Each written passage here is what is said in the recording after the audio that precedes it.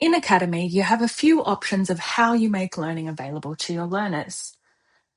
You can either make all of the learning available at once, or you can make it available at specific times or once the learner does specific tasks.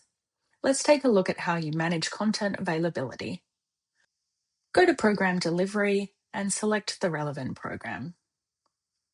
From the Deliver tab, head to the left-hand side panel and select Manage Content Availability.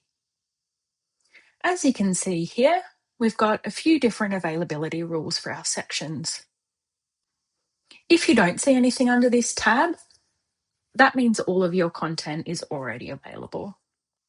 You may wish to lock certain sections so that you can ensure that learners are completing it at the right time for their learning journey. You can see here that the top 6 are currently set as locked. This means that they're locked until you change them to available. The 2 at the bottom will automatically unlock at a specific time, being the 19th of January. There's also a third option, which means that the next section won't open up until the previous section has been completed. Your program facilitators and coordinators can manage content availability via this screen. To make content available, simply click the button in this corner.